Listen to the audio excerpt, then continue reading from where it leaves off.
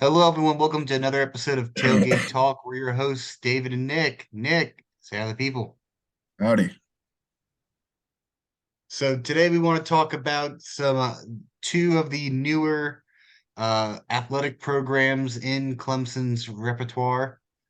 To use fancy words tonight, we've got Clemson softball, which is on their fourth season now, but I think third full season.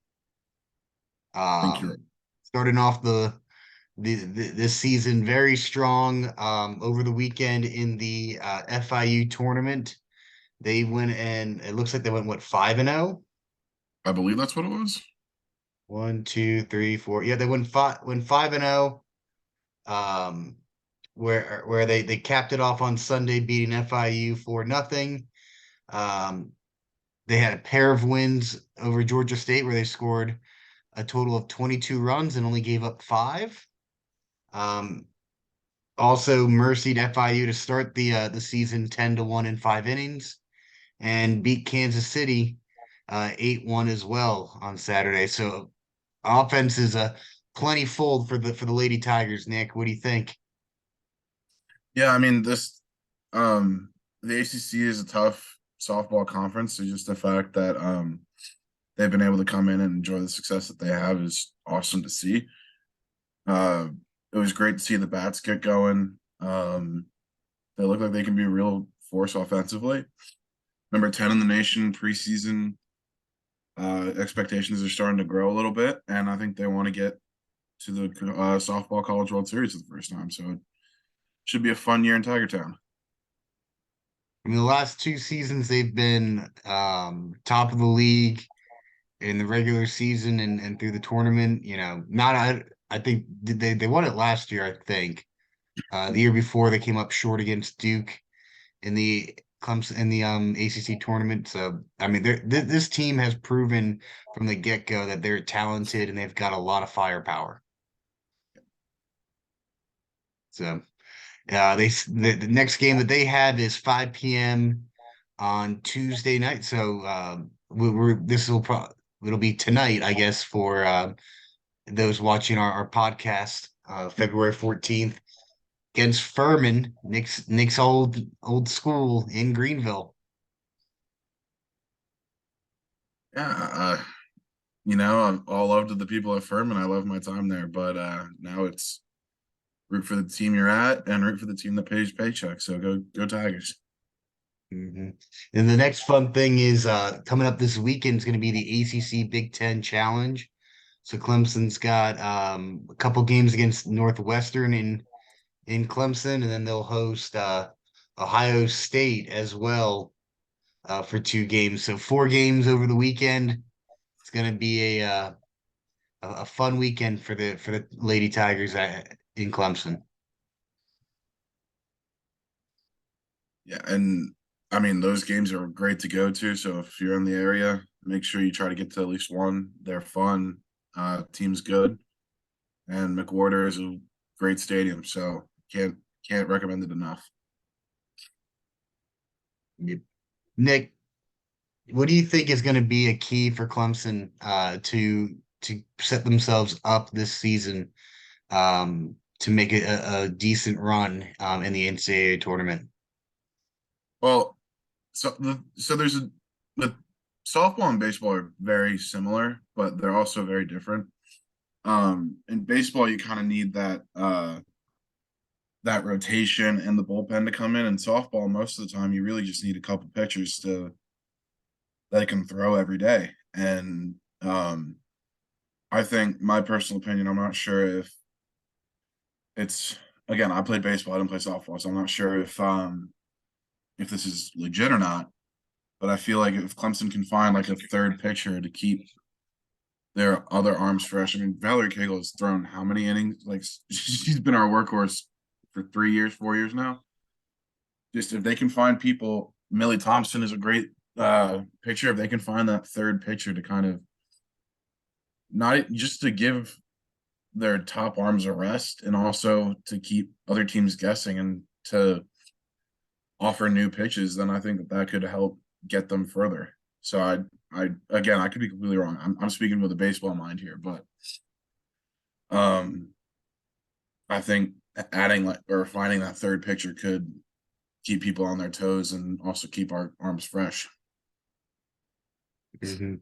Another thought I'm thinking about is that, in the past, our offense has been a lot of long balls, a lot of home runs. I think they started off just smacking the ball out of the park this past weekend. So that's good to see. But I think towards the tail end of that season, when the bats get a little bit cold, because that's just the nature of baseball and softball is that you're going to go through streaks of playing really, really hot and then streaks where you're not as hot. Being able to navigate that and find ways to create offense, I think is huge. If you want to be a tournament team that's gonna make a long run towards a World Series.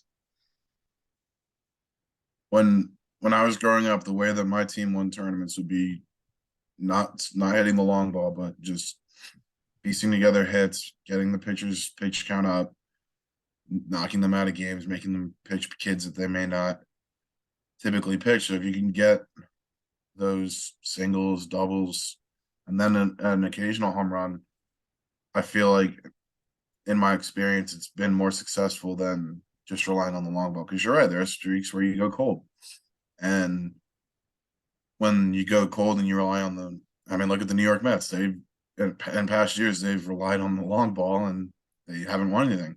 And this past year, their approach kind of turned more towards a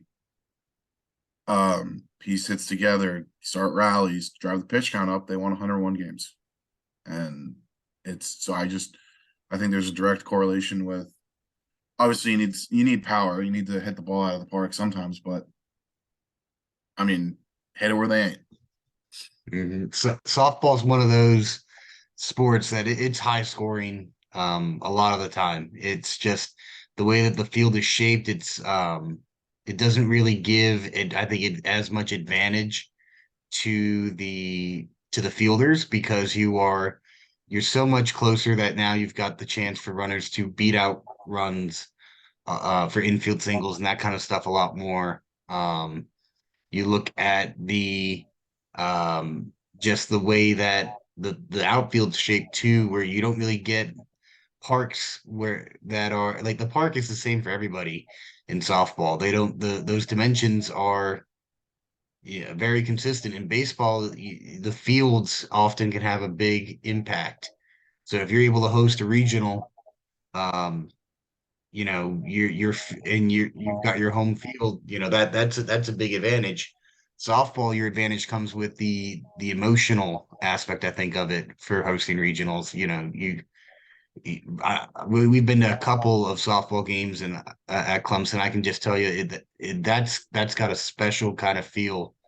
The electricity and the fun and the joy that's going on with that new program that I think that's huge if Clemson's able to navigate themselves to hosting a regional. 100%. You're right there. Yeah, I'm not feeling the best, but I'm powering through. All right. Well, then let's move on to our other new program for Clemson inaugural season, inaugural game over the weekend. Clemson women's lacrosse took on Wofford at home in Clemson, and I tell you what, I was impressed um, with the way that they just came out and they said, "Hey, we're here." 23-1. Yes, it's Wofford, and we're gonna see what this team is made of when they get to the ACC schedule. But my God, that's a way to start off a program. Yeah, and the ACC is probably the premier lacrosse for men's and women's. You got schools like Virginia, UNC, Duke, Syracuse, Boston College. Like these are programs that are sustainable or sustainably built, and they're always there. So it's just going to be interesting to see how Clemson navigates that. So were you watching the game on ACC Network? I was flipping back and forth on that because the Clemson men's basketball game against UNC was the same time. And then when it really felt like Clemson men's basketball was out of it, that's when I turned it back on to the lacrosse and kept it there, and I just kept watching goal after goal after goal. Did you see a big orange coat behind one of the goals? Oh, that was you? That was me. Hey, nice. So That's awesome. yeah, it was it was fun to be there and just I mean history first time having a lacrosse game. It was cool. I mean, I played baseball, so I had no idea about anything that goes on with lacrosse. I didn't know the rules. I just knew to put the ball in the net. So it's That's what they it'll be did. So Nick, 23 paint me a times. picture now. This is the second time. So you were at the Clemson Duke game at Little John, and you're able to get it feel for that atmosphere. Tell me about this now with, this is the first game for a brand new athletic program at Clemson. Uh, what was it like? Just paint a picture for us. Have you ever been to a college soccer game? Yes, I love going to Clemson soccer games. That's it's what it felt like. I mean, they had the goal horn after we scored. I think after the first goal, someone in the stands set off one of the purple smoke bombs. It was people were excited. It was a little cold and rainy, but people showed up. It'll be interesting to see how attendance goes just the rest of the year, just because that was the first game. So I think people wanted to be there. But I think if the girls keep scoring that much, I think they're not going to have a problem getting people to go. It was fun. Excuse me. It definitely was cool just seeing all the stuff for the first time and enjoying a new sport. It was a lot of fun. Awesome. So yeah, Clemson's going to be hosting Furman on Wednesday at 4 p.m. For women's lacrosse. So Nick, your old school could get doubled on with those two programs if they can take care of business. How do you feel about that? You know, Furman is one of the smallest Division I schools in the country. I was told that it's the smallest. Um, so you know what? If that's what it happens, if that's what happens, then you know what? It's fine. I still root for Furman and everything they do, just not when they play Clemson. But yeah, I mean I so funny story about Furman. I was in the room when the men's lacrosse team and the baseball team got canceled. I was in class and a bunch of the athletes were like, that was unreal. Just seeing how I felt so bad. They looked so sad because I mean their sport got taken away. So I never really knew how good the women's lacrosse team is. So it'll be kind of interesting to see that.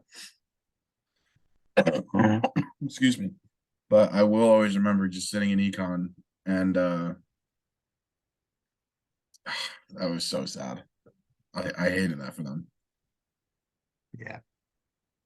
So yeah, women's lacrosse. They've got Furman up next, and then they'll be traveling to Winthrop for Saturday before hosting Gardner Webb next week, and then they get their first taste of ACC lacrosse action, where they have to travel to Notre Dame on the 25th, on Saturday, 1 o'clock. So I think that's a game that everyone should be definitely keeping their eye on. Let's see Clemson's first real test against uh, really good competition, because you've got Notre Dame, then you've got Virginia. That's two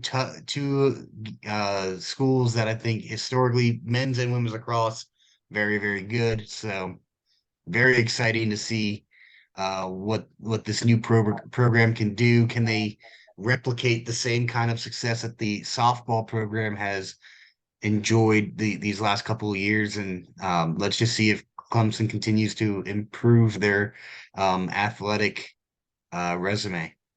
Yeah. Exciting time to be a Tiger. It's always a great time to be a Tiger. So Nick, you got anything else you want to bring up? Anything of note? I think we covered it all. All right. Well, that's all we got for this week, guys. Hope you enjoyed. Hope you have a good Tuesday night if you've got plans, it being Valentine's Day, and uh, watch some sports if you can. But as always, go Tigers. Go Tigers.